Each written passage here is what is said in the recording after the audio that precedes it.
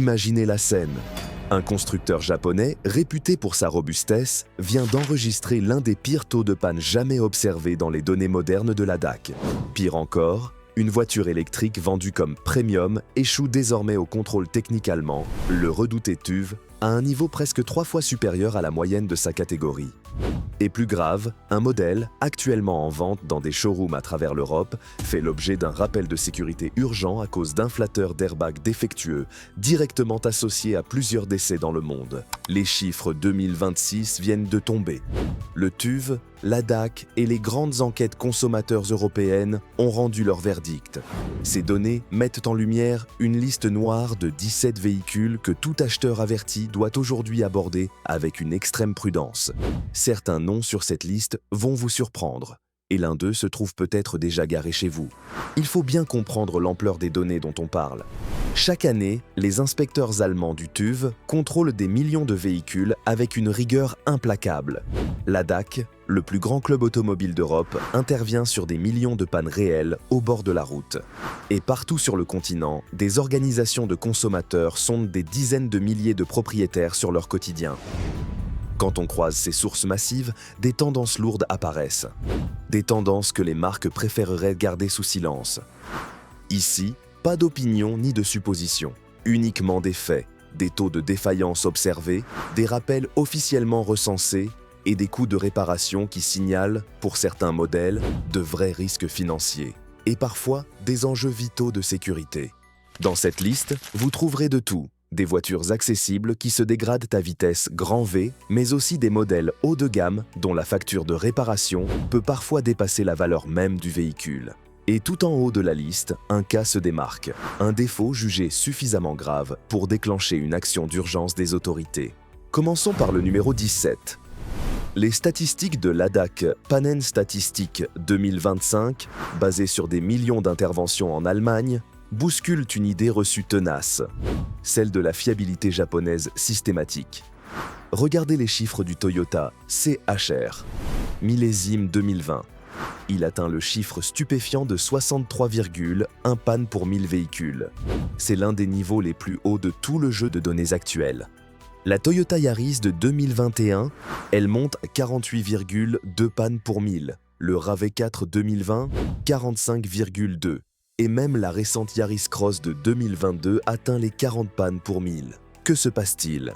L'ADAC identifie une tendance régulière, des soucis chroniques de batterie 12 volts. Le système hybride impose une charge de travail inhabituelle à la petite batterie auxiliaire. Résultat, une capacité de charge insuffisante pour garantir des redémarrages fiables dans certaines conditions. Toyota a corrigé le tir sur les productions plus récentes avec des batteries améliorées. Mais le conseil est clair. Sur un hybride Toyota d'avant 2024, vérifiez impérativement si la batterie a été mise à niveau. Sinon, prévoyez un budget pour son remplacement. La chaîne de traction hybride reste excellente, mais ce système 12 volts exige une vigilance constante. Numéro 16. Avec Dacia, le problème change de nature. Ces modèles offrent un rapport prix-prestation imbattable en neuf, c'est indéniable. Mais les données du contrôle technique allemand montrent une dégradation beaucoup plus rapide avec l'âge que chez la concurrence. Le TÜV relève, notamment sur la Dacia Logan, des taux de défaut très élevés une fois passé le cap des 10 à 11 ans. On est nettement au-dessus des moyennes du segment. La même logique s'applique aux Duster et aux Docker. Les soucis reviennent souvent autour des mêmes organes, les éléments de suspension qui fatiguent vite, l'usure prématurée du freinage et des défaillances du système anti-pollution. La conclusion s'impose. Sur une Dacia d'occasion de plus de 5 ans, l'inspection avant achat ne se discute même pas. Elle est indispensable. L'économie réalisée à l'achat initial risque de disparaître instantanément quand les factures de remise en état s'accumulent. Numéro 15, la Renault Zoé. Ici, le danger est avant tout financier. Le véhicule subit une dépréciation brutale. Les données de marché indiquent une perte de valeur très importante sur les 3 premières années, parmi les plus marquées du segment électrique. De plus, le modèle est désormais arrêté. Cela implique mécaniquement, avec le temps, une baisse progressive du soutien réseau et de la disponibilité des pièces spécifiques. Ajoutez à cela une batterie modeste et une autonomie réelle limitée par rapport aux standards actuels, et elle devient de moins en moins compétitive face à des électriques plus récentes à prix comparable. Si vous cherchez une électrique d'occasion abordable, visez plutôt un modèle encore soutenu activement par son constructeur avec une meilleure valeur résiduelle pour protéger votre investissement. Numéro 14. Le géant Volkswagen concentre des interrogations sérieuses de fiabilité sur plusieurs modèles clés. Des enquêtes consommateurs au Royaume-Uni signalent des taux de pannes élevés, particulièrement sur les Golf diesel produites à partir de 2020. Les plaintes récurrentes ciblent 2 points: l'infodivertissement qui bug et surtout la transmission. La boîte automatique DSG DQ200 à 7 rapports et embrayage à sec mérite une attention particulière. D'après des sources du secteur, l'unité mécatronique, le cerveau de la boîte, revient très souvent dans les rapports de panne. Des soucis d'embrayage apparaissent aussi parfois avant même le cap des 100 000 km. La facture peut être douloureuse, de quelques centaines d'euros pour une remise en état, à plusieurs milliers pour un remplacement complet. Attention, cette transmission ne se limite pas à la Golf. On la retrouve dans la Polo GT TSI, la Skoda Octavia et la superbe, la Seat Leon, ainsi que les Audi A1 et A3. Sur tout achat équipé de cette DSG 7 rapports, intégrez impérativement ce risque financier dans votre calcul. Numéro 13 et 12. Les électriques de Volkswagen sont elles aussi dans le viseur. Les enquêtes britanniques indiquent que les ID4 et ID.3 connaissent des taux de défaut bien supérieurs aux attentes. Les propriétaires rapportent des bugs logiciels incessants, des écrans qui figent et des complications lors de la recharge. La plateforme électrique MEB traîne des difficultés logicielles bien documentées depuis son lancement. Même si des mises à jour ont corrigé une partie des soucis, la frustration reste quotidienne pour certains propriétaires. Pour des véhicules vendus entre 40 000 et 50 000 euros, vous êtes en droit d'attendre une expérience beaucoup plus aboutie. Numéro 11. La MG4 illustre parfaitement les défis actuels des marques chinoises en Europe. Des enquêtes consommateurs britanniques classent désormais MG parmi les marques les moins bien notées en fiabilité globale. La MG4 ressort avec des taux de défauts élevés. Au menu, problèmes électriques divers et défauts de finition intérieure. Mais plus inquiétant encore, une part notable des véhicules concernés reste immobilisée pendant de longues périodes. Cela suggère de réelles difficultés d'approvisionnement en pièces détachées ou une faiblesse du réseau après-vente. De plus, le groupe SAIC, maison mère de MG, subit les plus hauts droits de douane de l'Union européenne. Cela pourrait jouer à terme sur les prix ou l'investissement dans le service client. Enfin, notez que certains propriétaires signalent des complications pour assurer leur véhicule, les assureurs étant encore peu familiers avec la marque. Numéro 10. Surprise du côté de Mazda.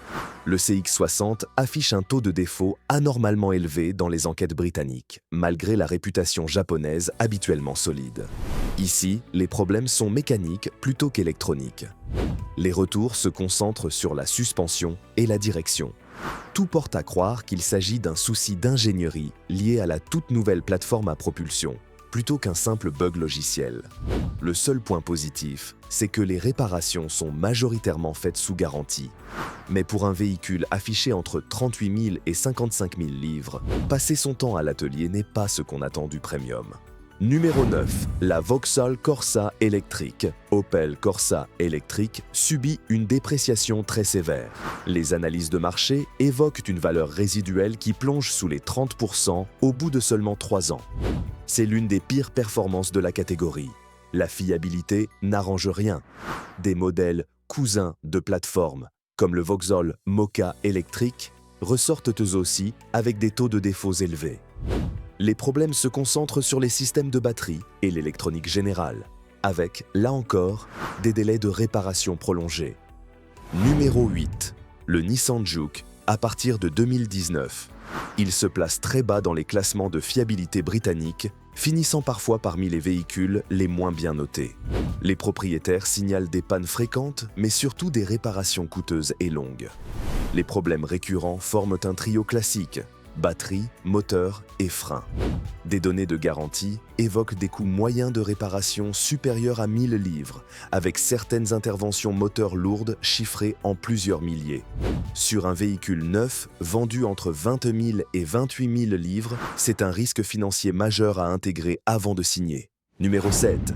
BMW a dû lancer un rappel de freinage massif et critique en 2024. Le coupable est un système de freinage intégré fourni par Continental, potentiellement défectueux. Ce système équipe une large gamme de modèles produits entre 2022 et 2024. BMW série 5, série 7, X5, X6, X7, XM, les électriques i5 et i7, mais aussi Mini Cooper, Countryman et même la Rolls-Royce Spectre. Le risque? Une perte possible d'assistance au freinage, rendant la pédale dure et l'arrêt beaucoup plus difficile. BMW a reconnu un volume mondial significatif et un coût de rappel très élevé. Si vous envisagez une BMW de 2022 à 2024 présente dans cette liste, vérifiez impérativement que le rappel a bien été effectué en concession. Numéro 6. Le Jaguar E-Pace. Ce modèle cumule deux handicaps majeurs, une forte dépréciation et des difficultés de service après-vente documentées. Les propriétaires rapportent une satisfaction faible. Certains évoquent des attentes de réparation qui se comptent non plus en jours mais en semaines, voire en mois. Les analyses indiquent une perte de valeur très importante sur 5 ans, parmi les plus fortes de toutes les électriques premium. Avec une direction future de la marque incertaine et un réseau en pleine évolution, le risque de possession grimpe en flèche. Numéro 5. Le groupe Land Rover et Jaguar conserve ces questions récurrentes de fiabilité. Les enquêtes européennes classent très souvent Land Rover parmi les marques les plus faibles en fiabilité long terme.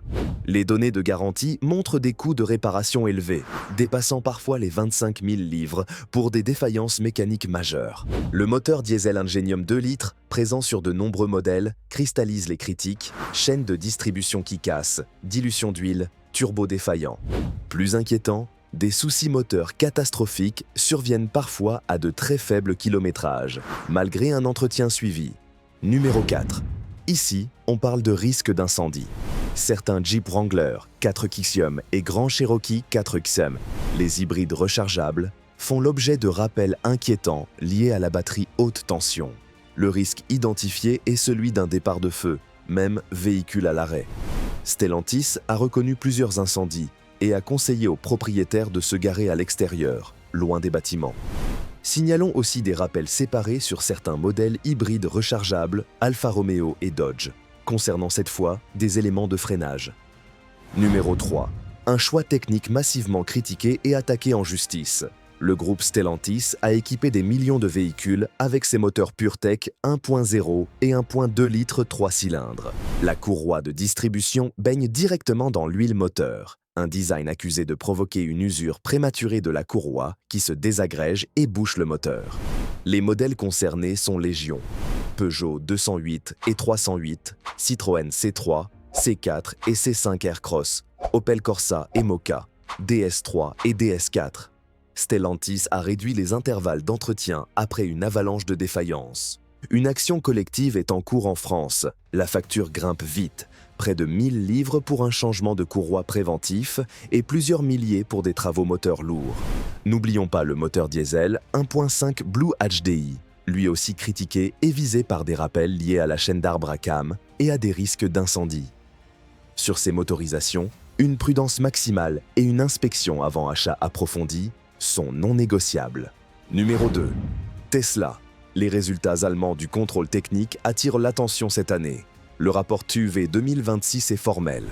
Le modèle Y atteint un taux de défaut de 17,3% dès son premier contrôle technique. C'est énorme, bien au-dessus de la moyenne de 6,5%. Les inspecteurs allemands pointent la suspension, les freins et l'éclairage. La logique est simple. Le poids très élevé de la batterie fatigue les trains roulants. Quant aux freins, c'est l'usage intensif du freinage régénératif qui, en réduisant l'utilisation des freins à friction, favorise la corrosion des disques. Sur une Tesla d'occasion, prévoyez impérativement un budget suspension et frein pour rester conforme. Et enfin, le numéro 1. C'est le point le plus urgent, le plus immédiat et le plus grave pour les propriétaires en Europe. Il concerne certains modèles Citroën C3 et DS3 produits entre 2009 et 2019. Stellantis a émis des notices de sécurité urgentes, des avis de stop drive, pour des centaines de milliers de véhicules. La cause? Les inflateurs d'airbag Takata. La crise Takata, liée à l'instabilité du nitrate d'ammonium, a été associée à des morts et des blessures graves. En se dégradant, l'airbag peut projeter des éclats métalliques mortels. Les autorités décrivent ce défaut comme potentiellement fatal. Le rappel s'étend aussi à certains modèles C4, DS4 et DS5 de la même période. Beaucoup de véhicules circulent encore sans avoir été réparés. Si vous possédez une Citroën ou une DS de cette époque, vérifiez immédiatement l'état du rappel via les canaux officiels. Ne retardez pas la réparation. Ici, il ne s'agit plus de fiabilité. On parle de sécurité fondamentale. Ces 17 véhicules dessinent un tableau préoccupant. Moteur contesté en justice, électrique en échec au contrôle technique, badge premium masquant une fiabilité douteuse et défaut de sécurité urgent. Les sources sont claires. TÜV, ADAC, enquête consommateur. La recommandation est simple. Sur ces modèles, redoublez de prudence. Exigez un historique d'entretien limpide, la preuve des rappels effectués et, si possible, une garantie complète.